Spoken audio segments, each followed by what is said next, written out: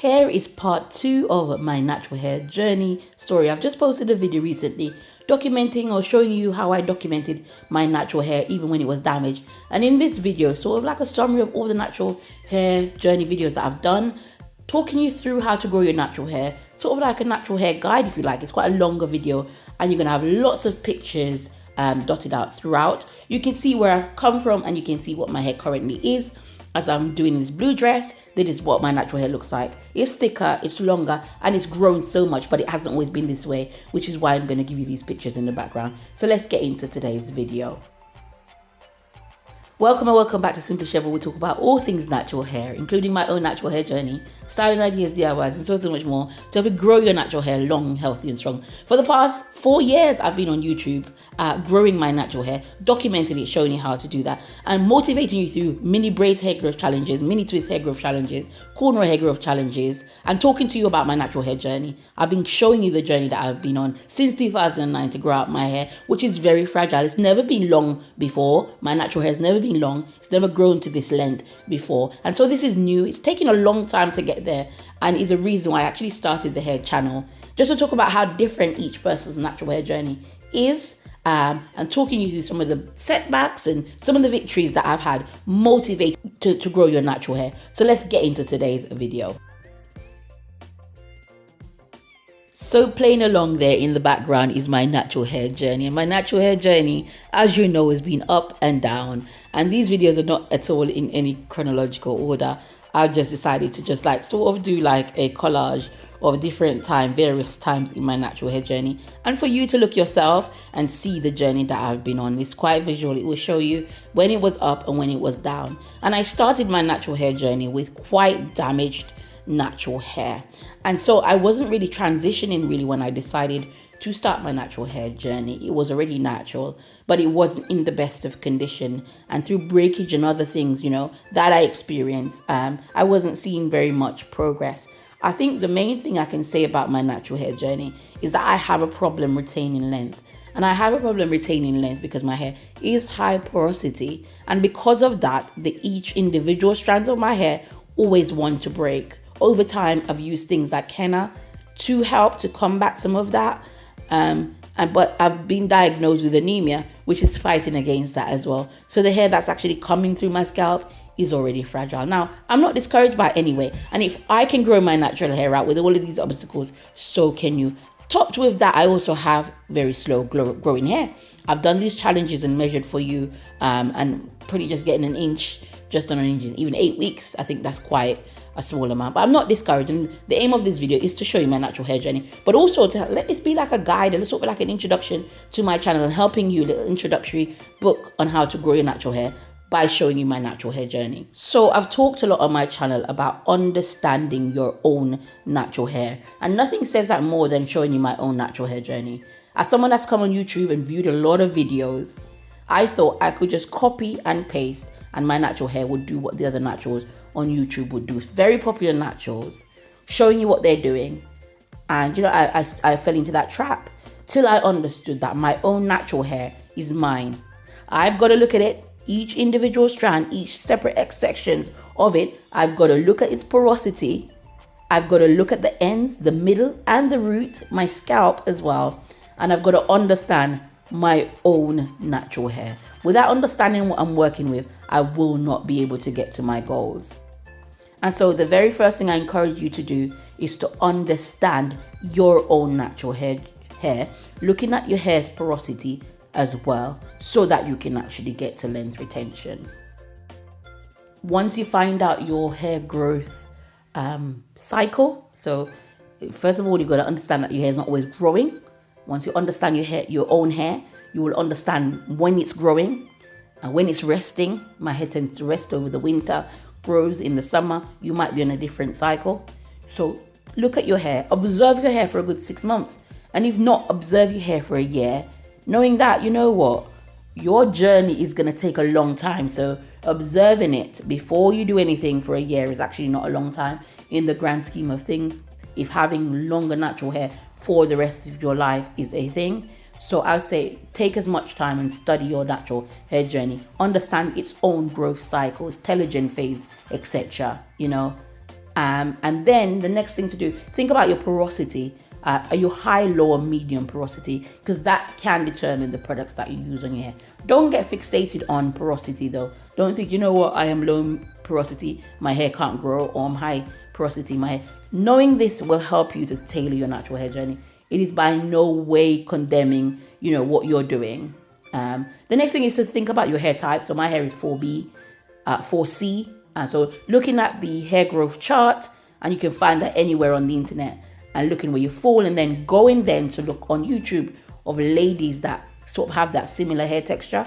I'm still trying to find someone with exactly my hair texture, which shows you the uniqueness of your hair and the importance then of taking charge of your own natural hair journey. You have to take charge of your own natural hair journey.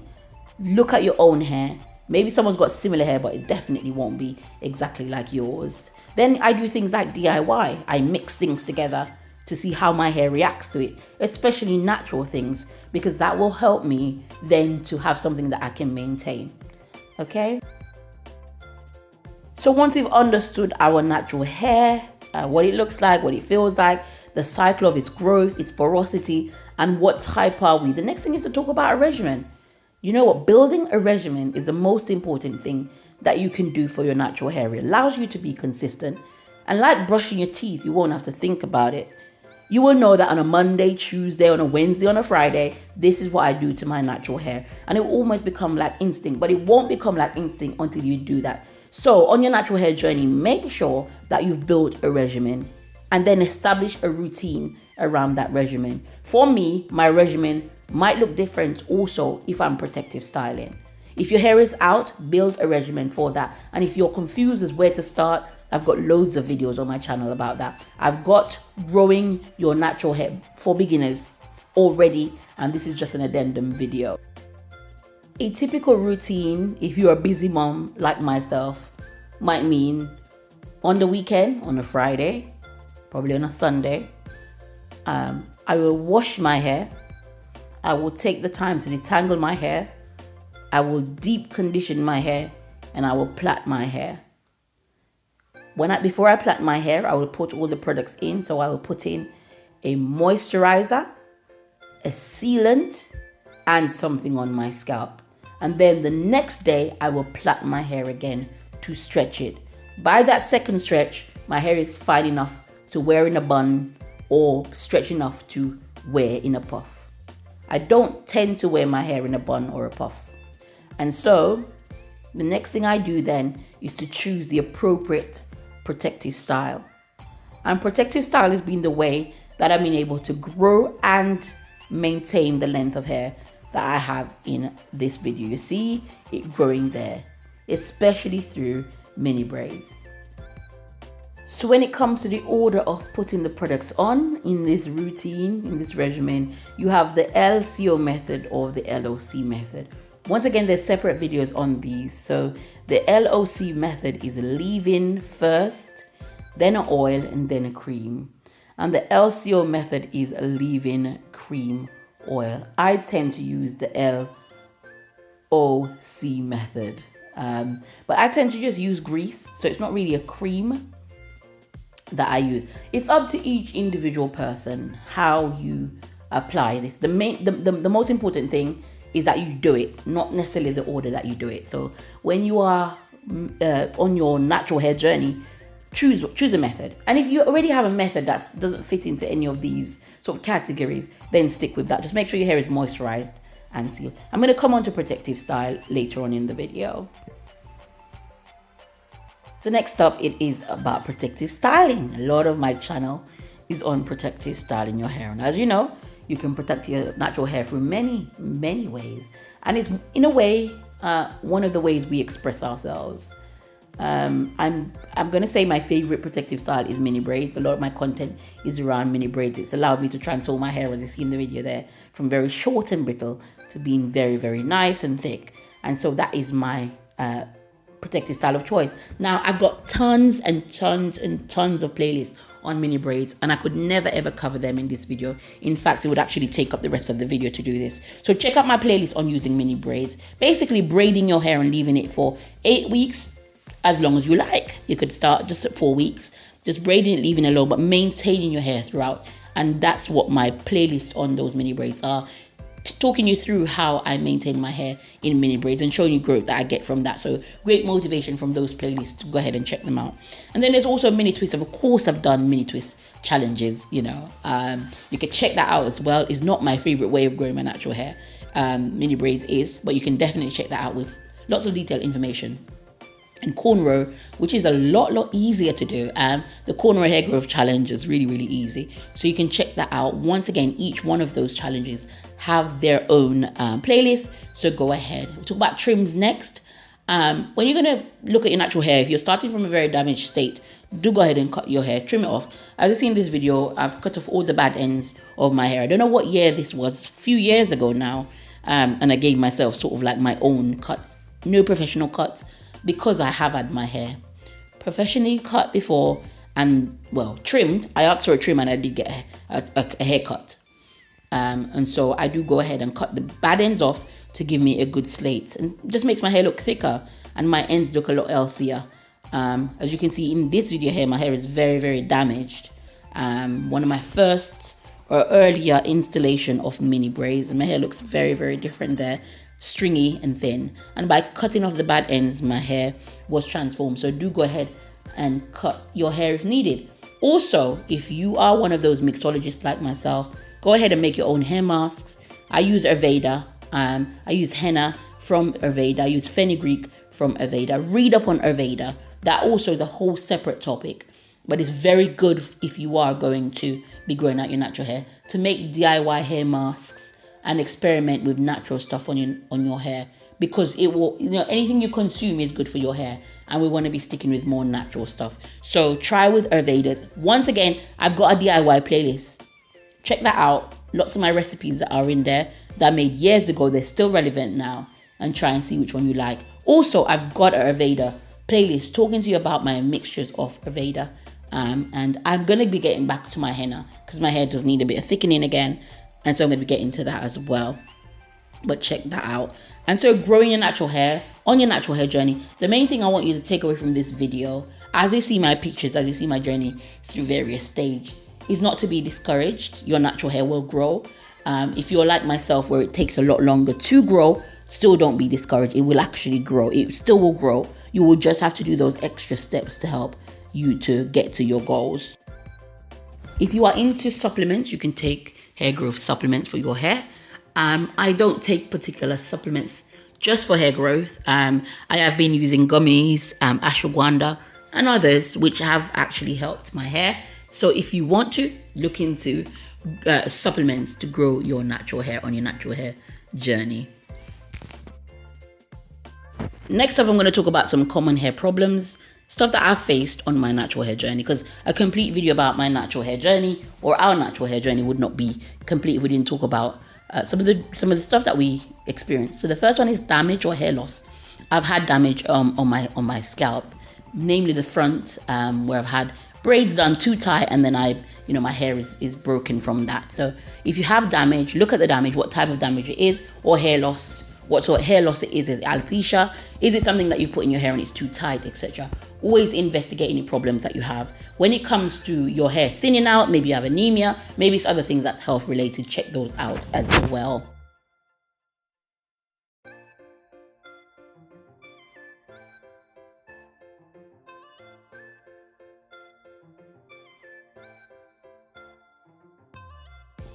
Speak to your hair care provider if your hair loss is not your normal amount of hair, because it could actually just not be anything to do with your hair and be a health concern. Definitely pay attention to that. Other problems is knots and tangles. If you have long-term protective styling, you will get knots and tangles if you haven't been maintaining your long-term protective style. The most important thing there is to be patient, taking down your protective style to avoid knots and tangles. Sometimes you just have to cut them away and be okay with that. Once again, it's a journey, we're learning, and when we make mistakes, we just cut away the damage, because our hair is always growing.